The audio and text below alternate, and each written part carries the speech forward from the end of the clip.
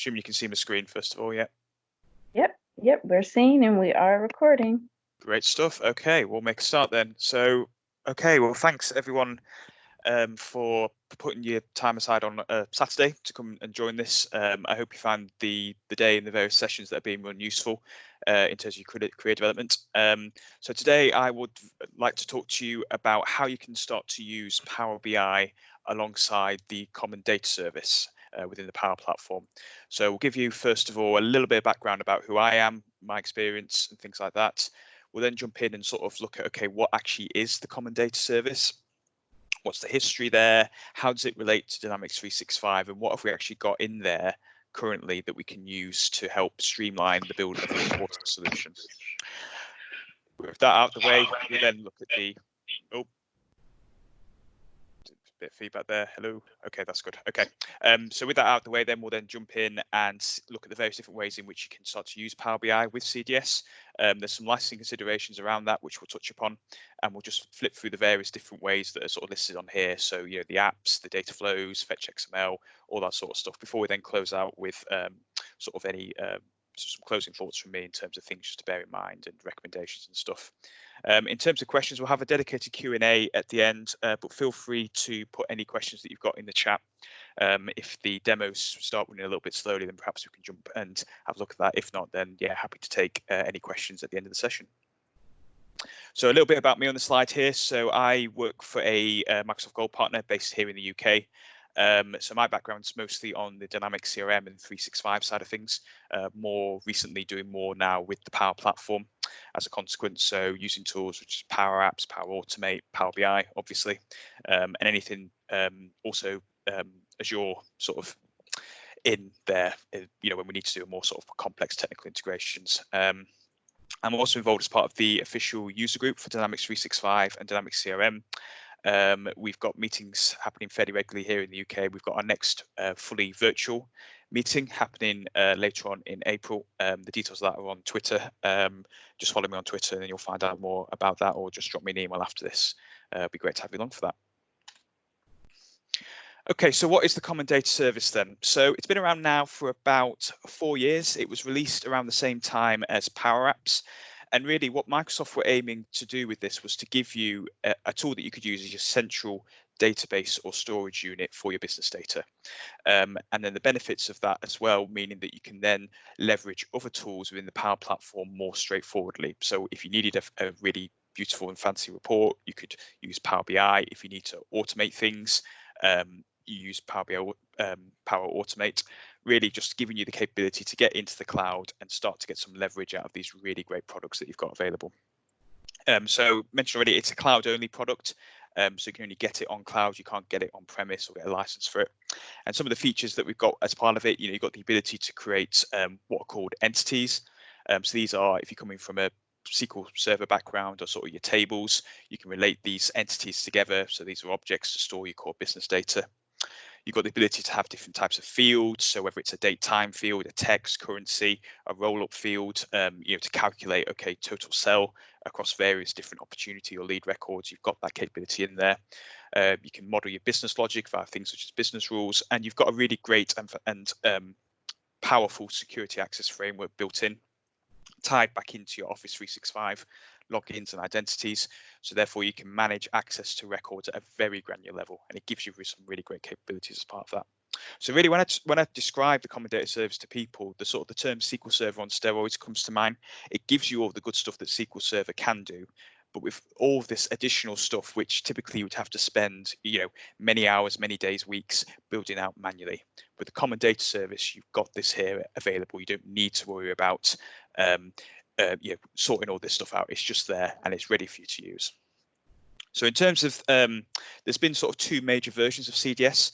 The first one which came out in 2016. You then had a version 2, which then sort of complete overhaul and from a technical background and from a technical architecture. And a lot of the features that we mentioned already started to come in at this particular point. So touched upon this already, but this I think this diagram on here, this picture gives a really good representation of where the Common Data Service sits within the whole of the Power Platform. It's very much, you know, at the bedrock. forms a core part of it, and all of the tools that you see above that can be sort of utilized alongside that.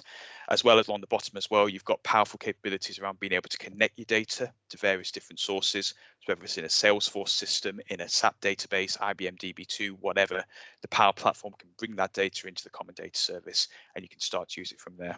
And you've got some really fantastic AI capabilities built in, and that's leveraging some of the really amazing things that you've got available on Azure as part of that. So really a great business platform, not just for your internal business systems, but also for anything perhaps that you wanted to expose out externally as well, which is really good. So Dynamics 365 sort of sits alongside that. You could maybe say it's perhaps maybe the awkward bedfellow of CDS. So why is that? So originally when CDS was first released, it was very much separate from the product that's known as Dynamics 365. You may have heard of this under a different term, Dynamics CRM. Dynamics CRM as a product has been around for probably well over nearly 15, 16 years in total. So originally when CDS version 1 was released, it was completely separate from Dynamics 365. You could get them to talk to each other, but there was a little bit of setup and a little bit of work involved as part of that. So in terms of when version 2 came out, it sort of addressed this. Microsoft sort of went, okay, version 1, forget about all of that. We're now going to use the Dynamics 365 database instead as the new CDS. And really, I guess what Microsoft sort of recognized and sort of admitted as part of that was that they were pretty much sort of duplicating something that they've made elsewhere already. They basically made the same thing, as the sort of GIF here sort of alludes to. So really, when you hear people talking about CDS and Dynamics 365 database, keep in mind they are the same thing. They may be used interchangeably. Moving forward, CDS should be the sort of the approved terminology to use. But when you're searching for solutions or talking about it, you may hear the term sort of used interchangeably. If you were previously on version 1 of CDS, you should have already been migrated across to the new version 2. That was a process which Microsoft would have assisted you with in doing. And really, when we look at this as a decision, okay, yeah, it's a little bit sort of for people who jumped on the bandwagon a little bit too early, perhaps some upheaval and some issues as part of that. But now we're in a very good place. It was a very good decision to start leveraging the Dynamics 365 database for CDS because of this rich heritage, because of all these features that you've got, which we've alluded to already, that are there and ready to go. So really, when you're looking at CDS, when you're looking at reporting options with CDS, it is very helpful for you to understand the background, understand what Dynamics CRM has been traditionally capable of doing, what it is still capable of doing today. And then as part of that, you can start to evaluate how Power BI can fit in or not fit in potentially, depending on your needs. So let's go back a little bit further in time now. We're going to go back now to about 2012, 2013. So what was going on in the world around that time? So in the UK, we just finished off having a fantastic year, Olympic year, Global Britain on show. Everyone was happy, out and about, really sort of yay, but yay, all happy and stuff like that. So that was really great. Slack launched for the first time around 2012, 2013, with the logo there, which people have quite a lot of love and attention for. And this little fellow down here was sort of keeping us amused on The Apprentice, wasn't really bothering people much beyond that. So really everything in the world was fantastic. It was absolutely great. On technology side of things, we had, as I mentioned already, Dynamics CRM as a product at the time, 2013. This was both an on-premise and also online available product that you could have, a customer relationship management system you could use.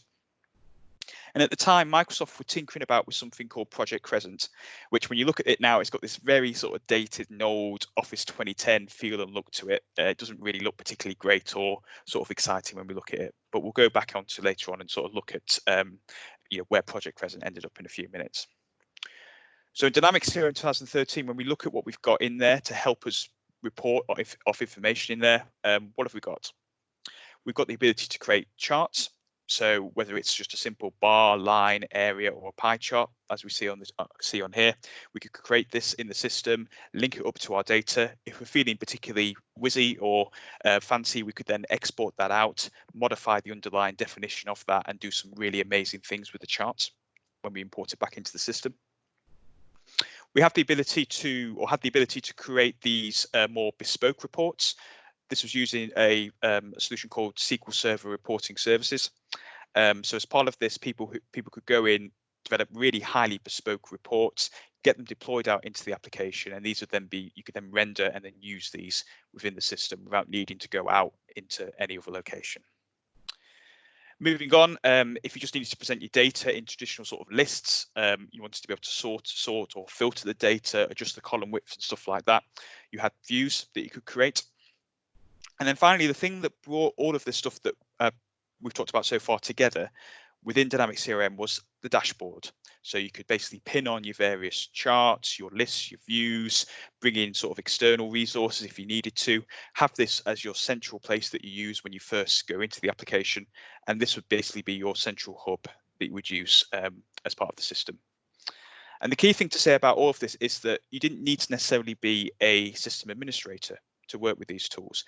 Provided you had the right security roles and permissions, I as a user can go in, I can create a personal version of these. I can then share these out to other users, other teams in the application. There's no barrier, you're not needing to have to ring up the sort of the system administrator or developer to get these deployed out. I can just go in and do that, which, really from an empowerment point of view was really great. So fast forward to today then, where we are with things. Well, the little fellow we talked about earlier he's moved on to bigger, perhaps not necessarily better things. He's keeping us sort of either amused or frustrated on a daily basis now with his new job. Slack had a bit of a rebrand earlier this year. It got quite a bit of people didn't seem to like this when it first happened. For what it's worth, I think the new logo is fairly okay. But yeah, the general feeling was that no, it's absolutely rubbish. And at the moment, we've got this whole horrible coronavirus thing happening, which is obviously putting a bit of dampener on things. So if there's one lesson that you take away from today, don't forget to wash your hands. It's really important. So on the technology side of things are probably looking a little bit better, actually. So the Dynamics CRM product has sort of moved on. It's got a brand new name now. It's now called Dynamics 365 with CDS under the hood. And the Project Crescent we've talked about has morphed and really sort of gone leaps and bounds and is now Power BI. And when we think about the development and how Power BI has come so far in what feels like a very short space of time, it's really quite amazing. You've got now whole user groups, communities, all sorts, all dedicated towards this fantastic tool, which is really great.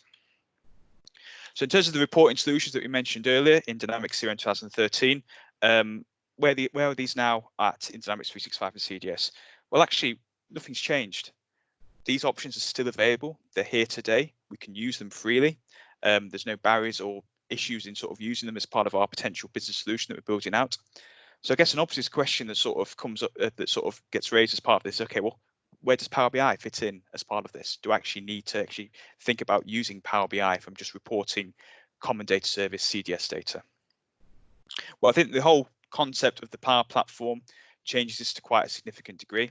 I think for a few key reasons. When we think about what Dynamics 365 is now as a product, it is now effectively a premium Power App sitting on top of the common data service. So instead of us having to go out and build, let's say, a sales or service application, we can now purchase it directly from Microsoft, and it's basically using all of these tools underneath the hood, Power Apps, Microsoft Flow, etc., to basically power and leverage that. As part of the sort of move towards that, the customization and development experience for typical Dynamics 365 developer is moving across into the Power Apps and the CDS world. So really, that's going to be the primary way, probably starting from next year onwards, that you're going to be customizing and building bespoke solutions involving CDS and also Dynamics 365 as well.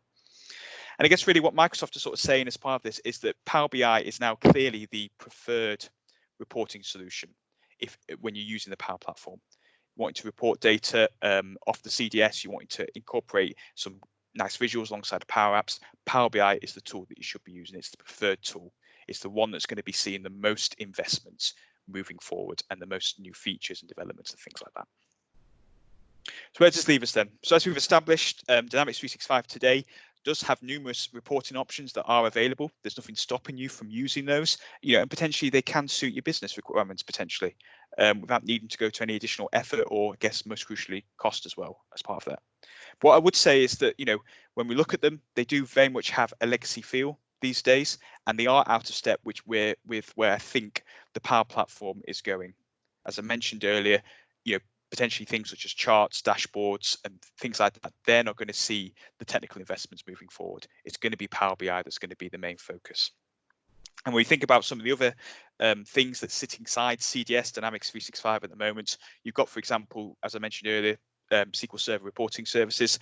This overcomplicates the entire technical architecture of Dynamics 365 and CDS.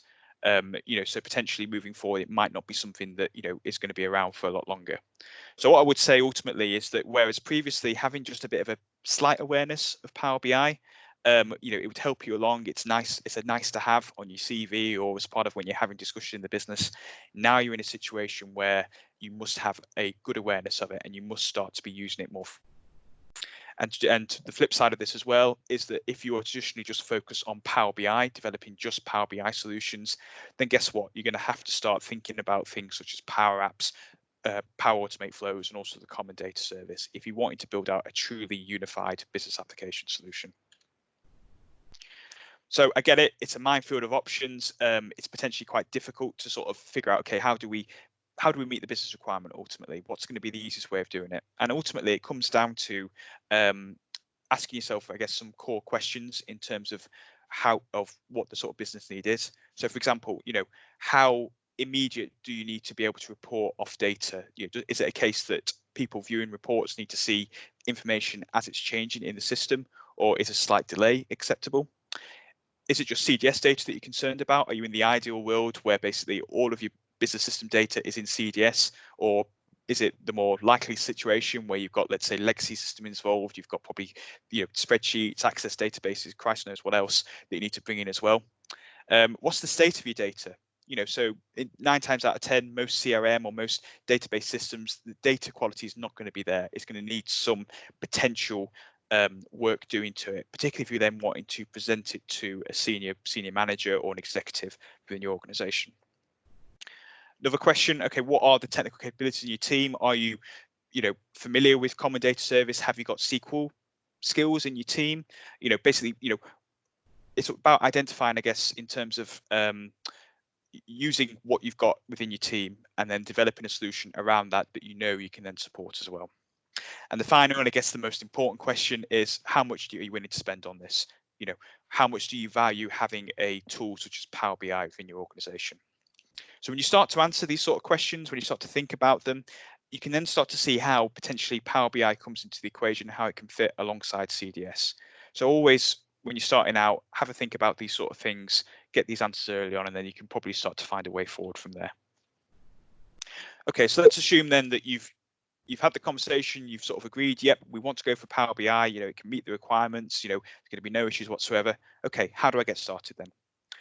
So I think first of all, it's worth just highlighting a couple of the licensing caveats around Power BI.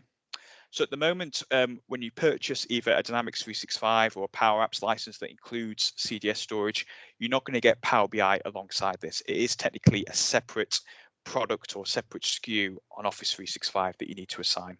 So to start using Power BI, you need to make sure users are assigned a license. Thankfully, you've got as part of that a free license that you can use with some restrictions, which I'll go onto in a few minutes. Otherwise, if you're looking for a paid option, you can either go for professional, or if you need to have dedicated compute capacity for when you're rendering your Power BI reports, that's when you start looking at premium capacity as well. But that's not going to be cheap. You're looking at probably £3,000 minimum per month for a solution like that. So potentially, as I say, you can use the free SKU, the free Power BI free license, but keep in mind the limitations. Okay, you're going to be restricted in terms of what you can share in terms of both internally and externally. You're not going to be able to schedule your refreshes as easily. If you've got a particular app on AppSource that you want to use, so maybe let's say you're using MailChimp and you want to use the MailChimp app to start visualizing your data that's going through that application, you're not going to be able to install that on free. You're going to need a professional license. And finally, you've got some data set and size refresh limitations within CDS that you need to bear in mind as well. So if you're working with a CDS instance that's probably 2 GB or more in storage, then you're going to hit the headroom with free fairly quickly. So just keep all this in mind when you're starting to think about deploying Power BI. Don't start going ahead with free when you know that potentially down the line, sharing and scheduling are going to be requirements that you need to meet. Start off in a good place in that regard. Okay, so there are primarily sort of 2 ways in which you can work with CDS data. The first is by using the Power BI Online application. So we're going to look at the solutions that you've got there at the moment to help you with that. So first of all, I've mentioned already, you've got AppSource. AppSource, if you're not aware of it, is basically just a store that Microsoft have where they offer out solutions both from themselves and also from other ISV developers and things like that. And they're basically just pre-built applications or reports that you can use and deploy out quickly. So from a Dynamics 365 standpoint and related to CDS in a way, you have got some apps that are ready to go that you can just press a button, it deploys it out, and starts feeding off data within your common data service instance. So really what I would say with these is that these are quite good if you're just looking to get early buying for a Power BI solution. You're just wanting to prove and showcase what it can do and get that approval to basically start ahead with your project. These are going to be really great solutions. Alternatively, if you are using the sales app on top of CDS and you've not done many bespoke customizations on top of that, then potentially the app is going to meet your requirements. It's going to report off all your information and tick a box from that standpoint. On the side here, we've just got some screenshots here of two of the different apps on here. We're going to jump into Power BI in a few minutes and sort of see them in a bit more detail. But the one on the left is the case management one, and the second one there is the process analyzer. So if you've deployed out, for example, lots of business process flows within your CDS environment, the second one might be very useful from a sort of compliance or from an auditing standpoint. Okay, second of all, so let's assume then that you're in a situation where you've actually gone into CDS, you've customized it out. Maybe you need to bring in other data sources as part of that. The data needs shaping because it's in an absolute poor state. This is where data flows can be potentially a good asset. So these give you a means of being able to connect to a variety of different data sources, bring it into an online Power BI model, use Power Query capabilities to then shape the data, remove fields, replace columns, group data, whatever you need to do. You've got full Power Query capability that you can use. Once that's all been done and created, you can then package that up and deploy it out so that people in the organization can then connect to it.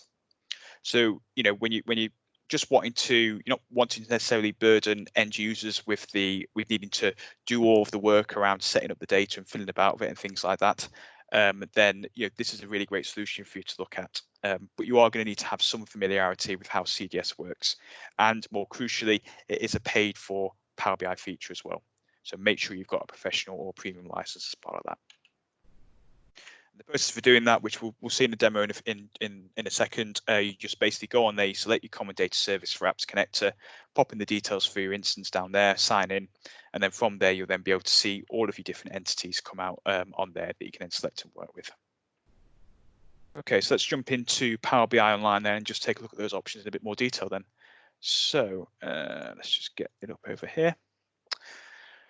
Okay, so we're in Power BI Online over here. So we've just gone to app.powerbi.com over here. And let's just assume that I want to be able to connect up to one of the pre-built apps that are available. So what I would do first of all is I go to apps on the top left over here, go to the Get Apps button up here. It's going to load me up App Source. Initially, I'm just going to see all of the apps that have either been installed or deployed out into my organization. So you can see I've got the customer service analytics app already on here. So if I wanted to find other apps that are available from ISVs or from Microsoft, I click on the button up here for apps. I do a little bit of a search up here. So if we go to Dynamics 365 over here, and we want to look at the sales analytics app. So we just click on that there. I can get a few details there in terms of what I need, brief description of it. I just do get it now up here. And now what it's going to be doing is going to install this into my Power BI environment. Just get a little note here just to basically confirm that, yeah, I'm happy to sort of install this, privacy policy and all that good stuff. Can take a few minutes just to download and install it all. And then, yeah, with it all ready to go, we just click on Go to App over here. It gives me an option here to basically connect up to the CDS data. I'm not going to do it in this particular demo here because what we can do is I just click on Don't Show This Again down here, click into it. And it gives us some sample data that we can start to work with. So if you haven't got CDS in place yet, maybe you are in the stage where you're just trying to evaluate whether it's going to be, a good solution for you. What you can do with this is basically just download a pre-built, ready-to-go report that's feeding off sales common data service data in the application. And this gives you a really good showcase of all the different things that Power BI can do. So you've got the various different visual types down here. You've got your you've got gauge visuals. You've got maps down here. You've got the ability to have various different charts. The data's all looking really fantastic. So again, for early proof of concept, for maybe just small deployments where you're just using core sales functionality from CDS, this is potentially a really good solution for you to look at. Okay, so that's how you get started with one of the apps that are available that link to Common Data Service data. So now let's take a look at what we can do with data flows, how we can bring in data from CDS from there. So first of all, I need to go to my workspace over here. So workspaces are a feature of Power BI Professional. In short, they just give you a means of, if you need the ability to share content with multiple users or then deploy that out into a pre-built ready to go app, you would use a workspace to basically control that. So I've got multiple workspaces that I've defined over here. So I'm just going to click on D365 CE over here. A workspace is made up of various different components, dashboards, reports, workbooks, etc. I'm just going to go to create at the top up here and click on data flow down here.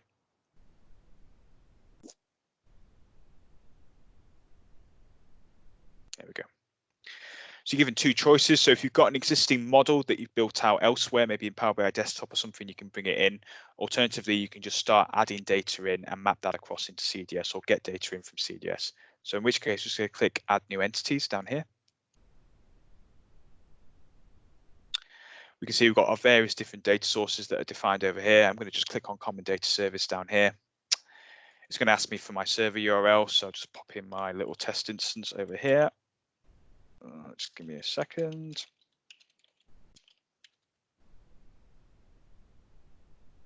Detected I'm signed in already, so it should just let me straight in, hopefully. And when we load this up for the first time, we get two folders, a system and entities folder. Don't be pulling in data from the system folder down here. It doesn't do some of the nice things like bring across display values and things like that. So what I would recommend is just close that folder entirely, and this is the folder that you want to use instead. So in this case, just going to select our account entity. If we go to our, where's our lead entity, we can see we're getting a nice little preview of the data as we select it, just so we can make sure we got what we need. So I've just got 3 entities down there. Then I can just click transform data. And what it's doing now is loading up Power Query in the browser.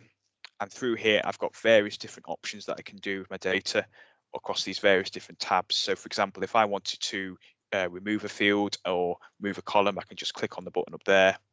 I can see as I'm sort of doing stuff in Power BI, it applies it as a step. So maybe if I decide, oops, I've messed up here, I want to go back, I can just click on there and it rolls me back through the various different steps.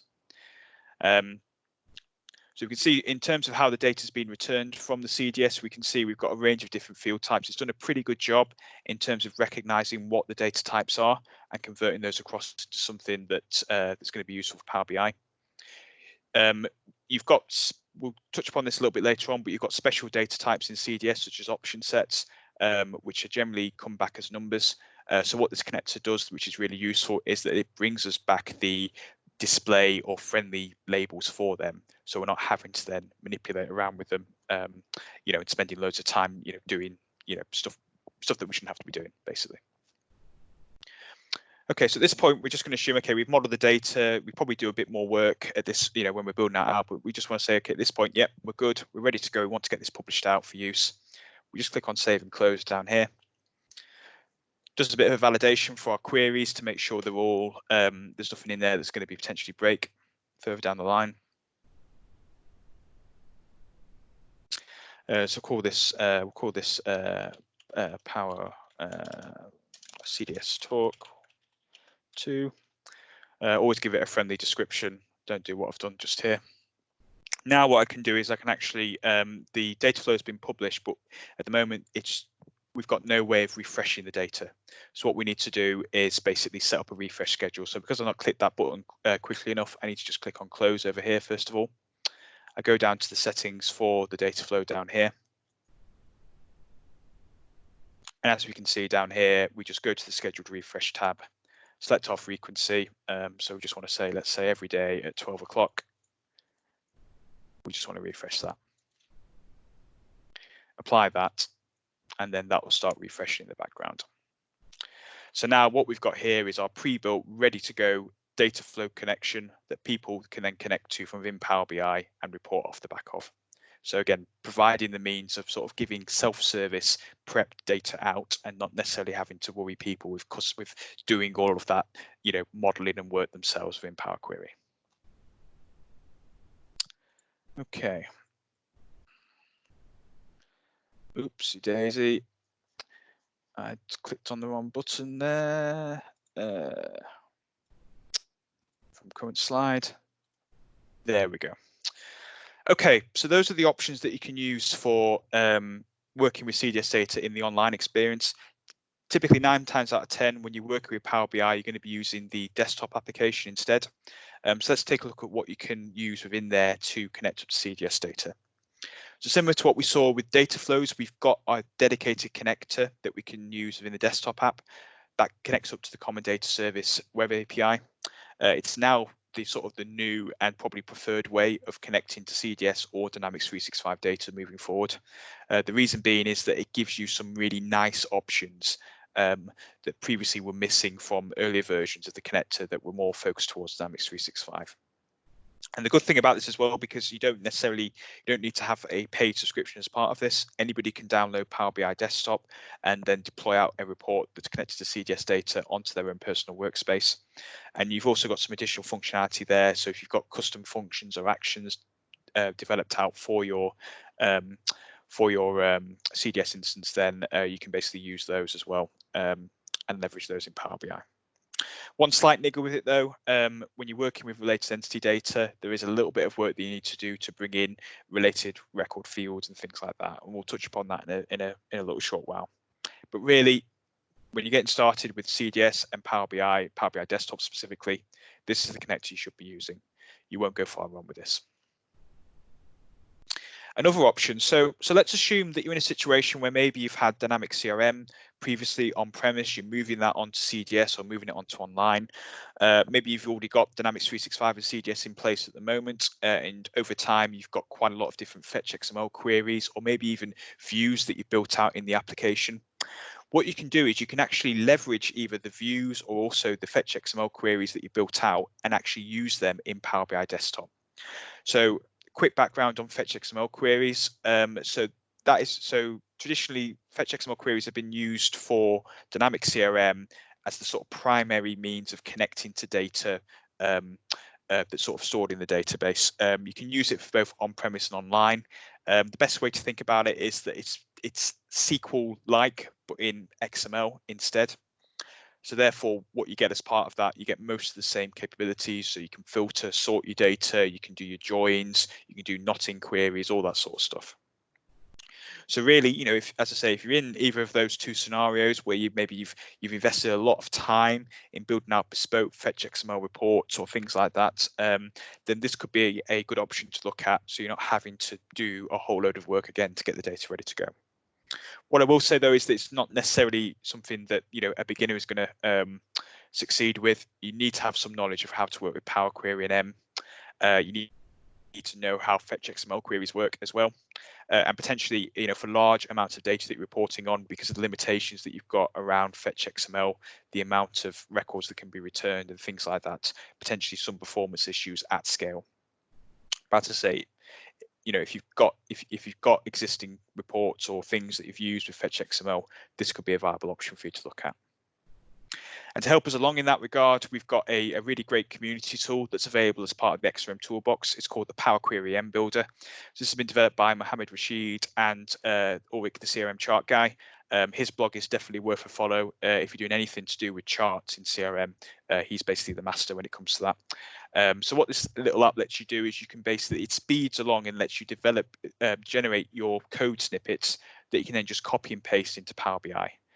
Without necessarily having to worry about doing all the work yourself. And it handles things such as being able to do your option set labels as well, being able to generate OData queries. It's just a really great tool. So what I would always recommend anyway is that anybody using the CDS or Common Data Service should have the XRM toolbox installed. It's a really good tool for you to use anyway. But in addition, if you have got requirements around doing FetchXML queries in Power BI, then this tool is definitely worth a download as well. Okay, so let's take a look at both the Common Data Service apps connector then, and also the XRM Toolbox app as well.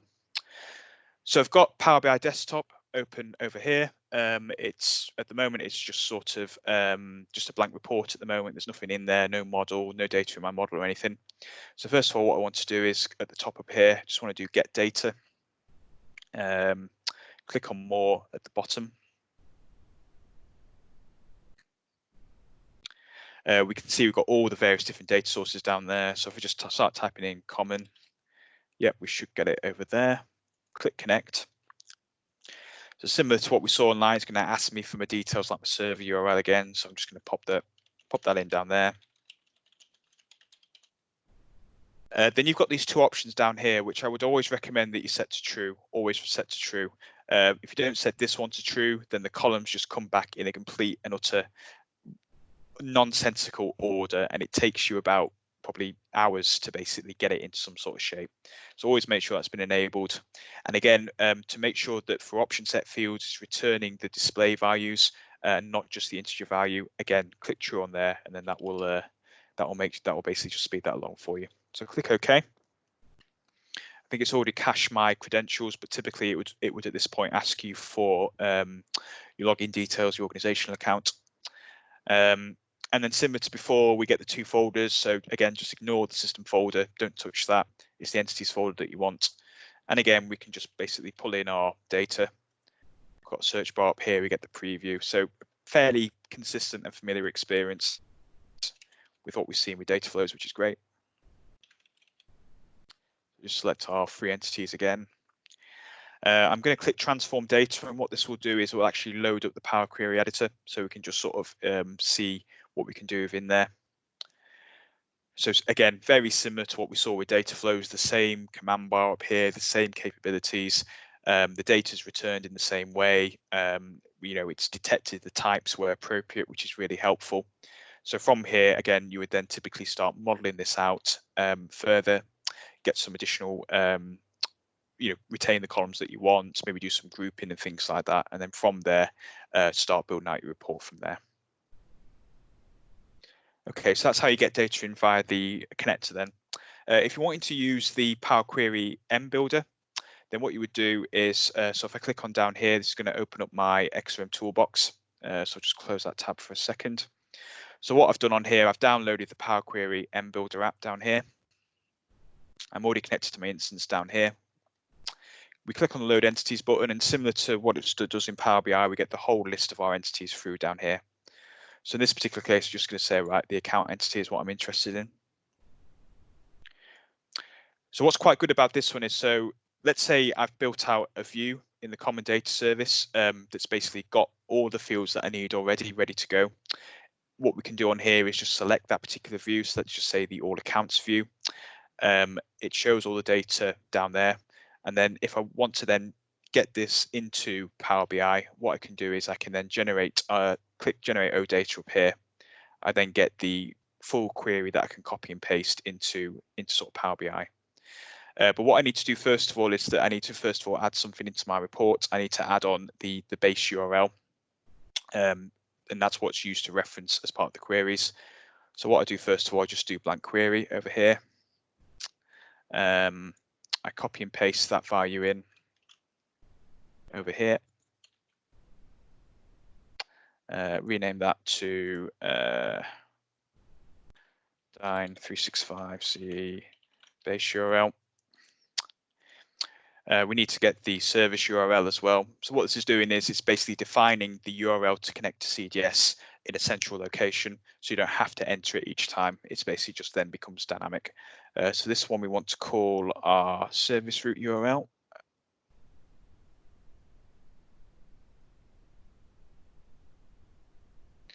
And again, we just jump across into a toolbox, grab that from there, and paste it into our formula bar at the top.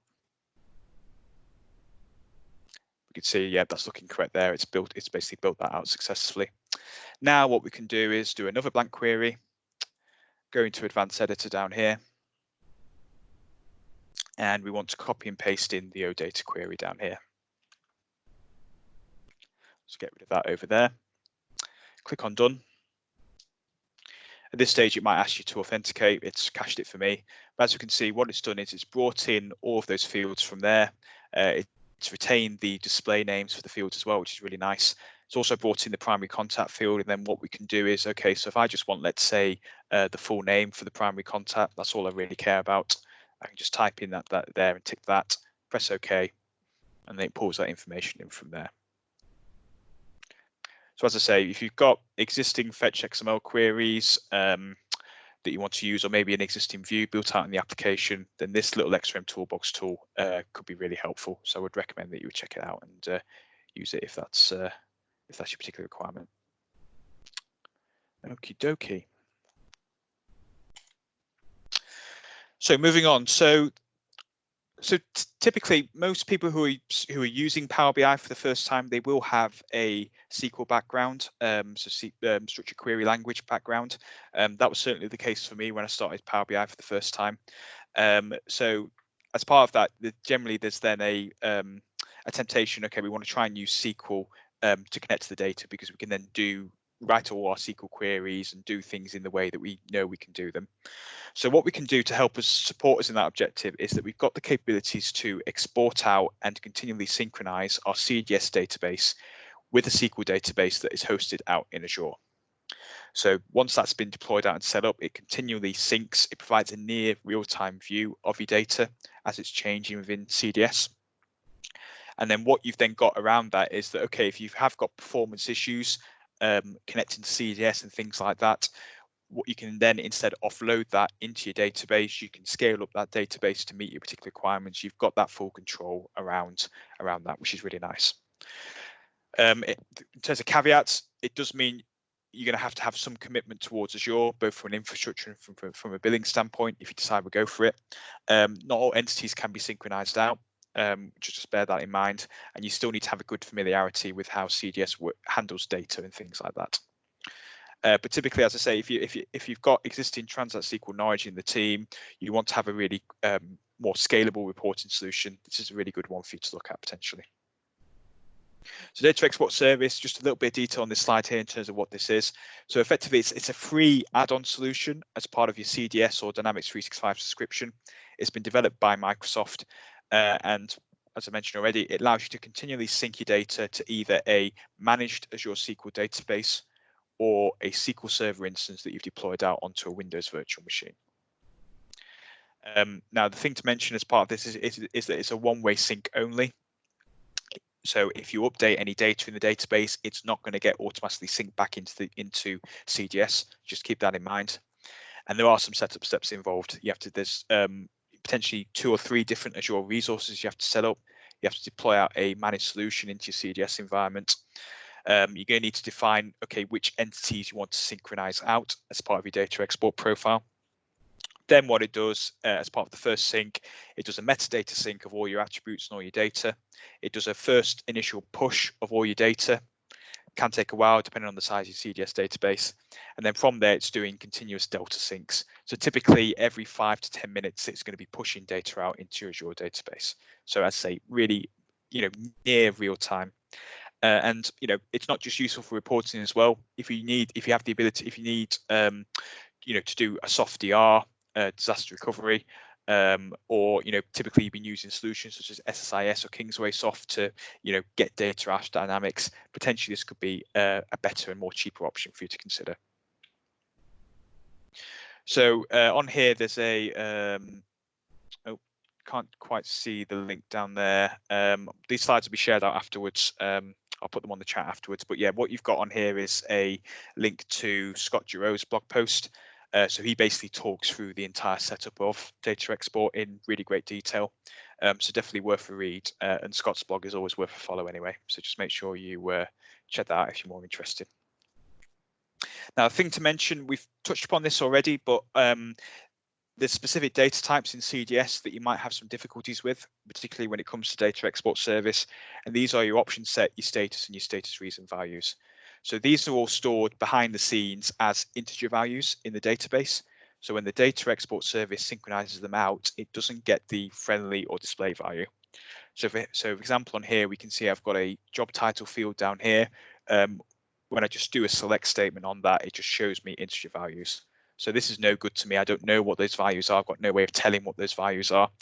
So what can I do to try and identify what those are. Well, the information's there.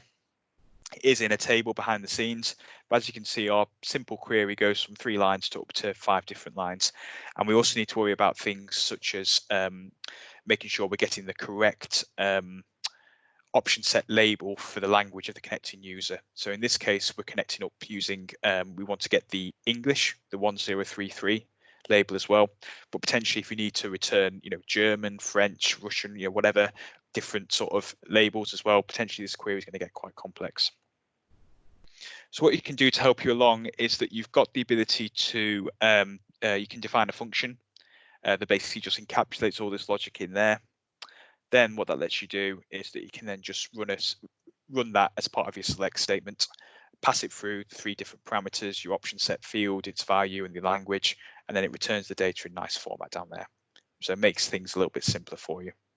So the code for that is going to be on the slide deck when I share it out. So yeah, feel free to use that if you are experimenting with a data export service.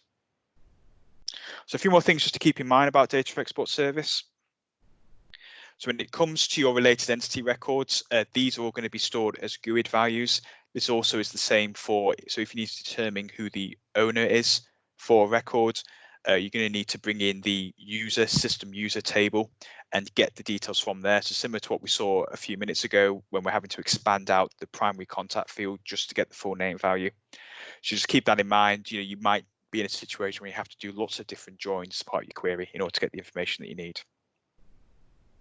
Data export service as well does that create some additional tables behind the scenes. So for example, it records what records have been removed, all details about the attributes and their metadata. So potentially that could be useful depending on what you need to report on. Microsoft recommend that you should be using a P1 Premium as your SQL database as minimum. It is a recommendation. I have got this solution working on standard Azure SQL databases instead. But what you can look at doing is, if cost is an issue, you can use tools such as Azure Automation to automatically scale your database up and down. So potentially, during core business hours, you really rank the performance up. Then as soon as it basically hits 5 o'clock, you then scale it down to its smallest one. So that could be one way in which you manage the costs and the performance of that. And I guess what I would say is that, okay, well, because in this situation, it's your database that you bring into the party. So feel free as part of that to bolt on any additional functionality that you want as part of it to suit your requirements. Just don't be touching the tables that data export create by default. But as I say, it's your database, so feel free to do what you like with it if to meet your particular requirements. Okay, so let's take a quick look at in terms of how we can connect up to our common data service database then using Power BI. So what we would do is we go to our new source at the top over here, click on SQL Server. We need to pop in the details of our particular server. So here's one I made earlier. Data export. Now we've got 2 options around this. So this could be another reason why you want to go down the SQL Server route, because when you're connected to certain data sources, you've got 2 options. You can do either an import of the data. That's where in order to get latest refresh copies of the data, you have to go onto Power BI Online and schedule refresh to get the latest data in. Alternatively, if the data source supports it, like SQL Server, you can do direct query instead, and that does exactly what it says in the tin. It basically, every time the user connects to the report or opens the report, it's running the actual query on SQL Server to get the data through. So potentially this is another usage case for the data export service where you need to use direct query, because at the moment, Common Data Service doesn't support that, unfortunately. Okay, so press OK over there. Again, I think it's cache my credentials, but typically it would ask you to log in. And we can see on here, I've defined a data export profile in CDS that's syncing out those 3 entities that we looked at before. We've also got a few different other tables in here as well. So you've got the option set metadata table, that's all the different details on there. You've got the delete logs and all that sort of stuff. But again, let's just say that we want account, contact, and lead again. Those are the data types we're most interested in. We've also, if you've got many-to-many relationships as well, then you've also got the option to basically synchronize out the bridging table that uses as well behind the scenes. So for example, if I wanted to get details about what accounts are related to leads, I could sync out this table as well. So I'll just click on the button over there and press OK. As we can see, we can get we can mix and match. The great thing about Power BI is that we can mix and match the various different data. So, I can have CDS connections and also SQL Server connections sitting in the same Power BI file, which is quite nice. And if we just look at the account data over here, we can see that, again, it's made a fairly good job in terms of identifying what the data types are. We can see we've got one of our option set fields over here, business type code. We've not got the labels on there. So again, we'd have to do some work to figure that out, or instead pull together a SQL query and execute that to get the data instead. But other than that, all the data is basically on there, and we can basically start to query that further if we want. Okay. Okay, so that's how you work with the data export service data then. So before we wrap things up, just one more to mention. It's not what I'm going to go into massive detail about, partly because I'm still trying to actually figure out the best way in which Power BI can actually consume the data in a straightforward way. But now you've got the capability to not just export your CDS data out into SQL, but you can also export it to a data lake as well. Now, data lake is basically just a storage location on Azure. Typically, you'd use a data lake when you've got quite a lot of different data that you need to process, so big data, or you need to do things like machine learning activities. But when you compare it against what the cost would be for a premium SQL Server database on Azure, this option comes in a hell of a lot cheaper. And again, it does the same things as a data export service. It gives you that near real-time export, one-way sync, all the data synchronized and things like that. It has got some restrictions, so you must make sure that your CDS entities are enabled for change tracking. You need to make sure that you align your data lake to the correct CRM or CDS region that you've got. So by CRM CDS region, I mean on the URL earlier. So you saw when I did my URL, I had CRM 11. So that's my CDS region. So CRM 11 tells me I'm in the UK region. So you just have to make sure that you align that accordingly. And again, as I mentioned already, you need to do a lot of work in Power BI to get any benefit out of it. So really, this is probably at the far end of the spectrum. Maybe if you're feeling particularly cost conscious, or you've got the requirements around the big data processing and you've worked with data lake before, then this is a viable option. It's there. I just want to mention it for completeness, but again, it's one that you're going to have to spend some time figuring out.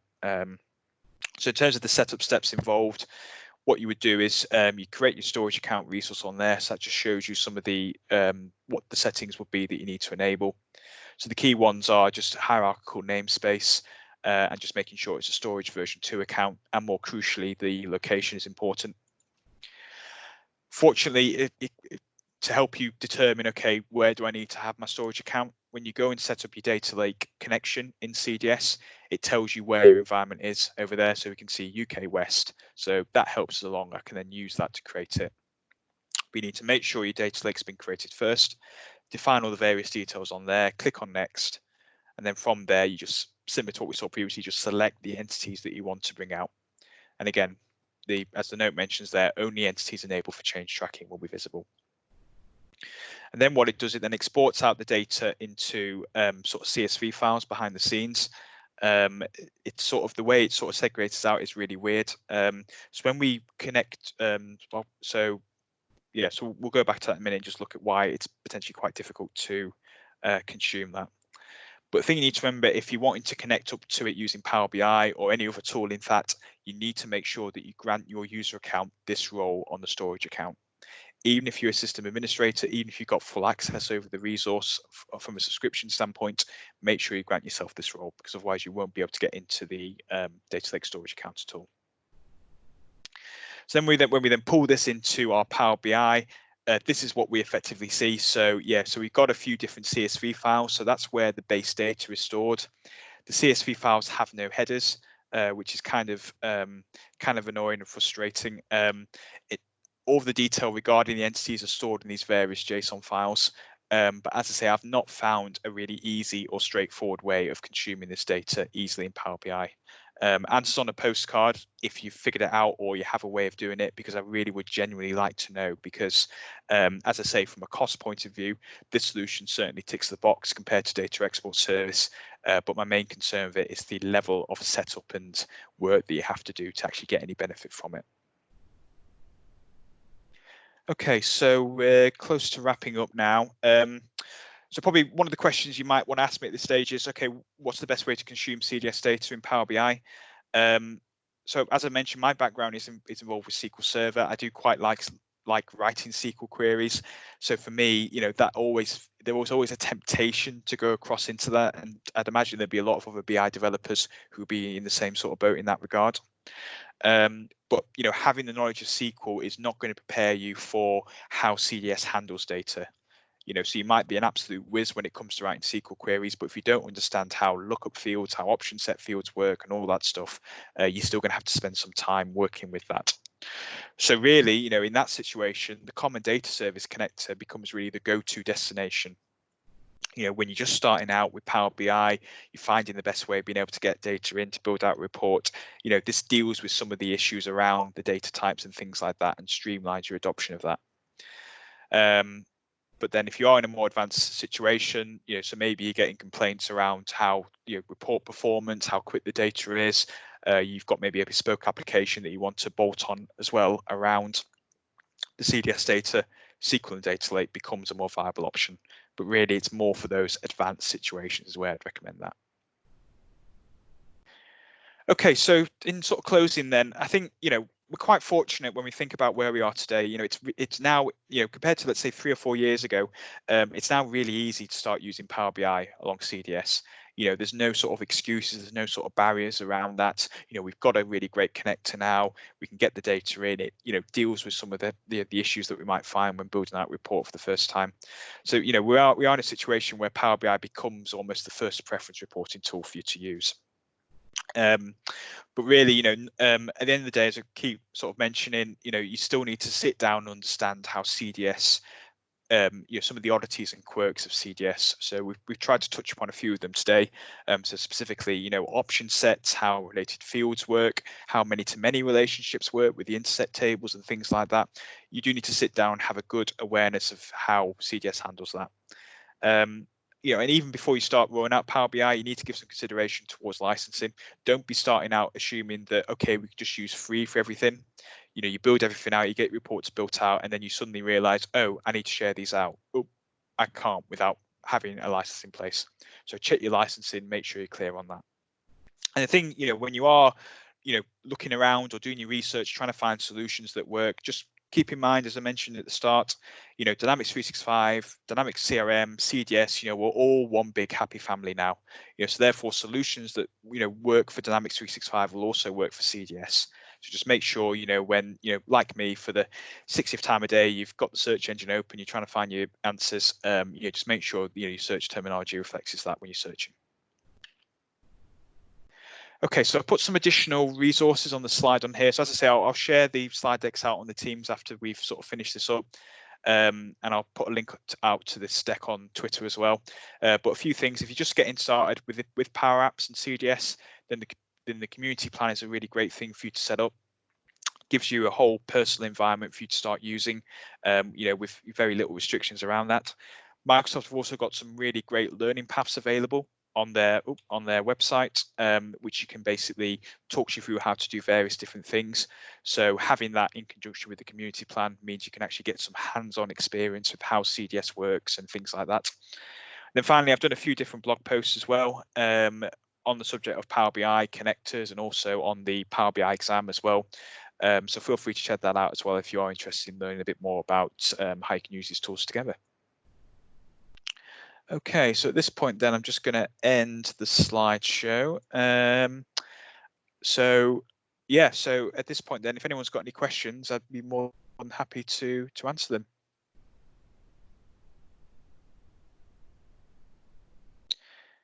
Okay, so we've got a question here from Daniel. If you just need users to consume Dynamics data via Power BI tiles on Dynamics dashboard, can you use the free SKU? So on that, Daniel, I believe that when you deploy out Power BI tiles, they need to be on a workspace. It depends on which one. So you've got two types of ways in which you can embed Power BI content. You can do it on personal dashboards, and then now you can also embed entire dashboards into Dynamics for multiple users to work with. If it's the personal dashboard option where you want to just embed tiles, then the free license, I believe, will do the job there. If it's wanting to pull in a whole dashboard, then you will need a paid license for that. Okay, has anyone got any more questions or? Okay, okay, so I've got a question here from Joe Scully. Can you create a solution in Power Apps Community Edition, but then export it into production environment in another tenant? As far as I'm aware, there shouldn't be any restrictions on that. You should just be able to set up a solution as normal, add in your content, and then just export that out in the traditional way. So I'd say that, yeah, it's, I don't think there's any restrictions on that.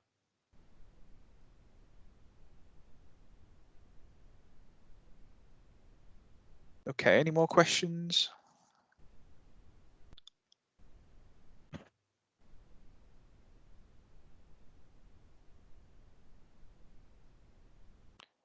Okay, I think as Raz has said, it is lunchtime and I am very hungry, so I'll leave it there for now. As I say, stay as part of this particular meeting. I'll put the slide decks on here.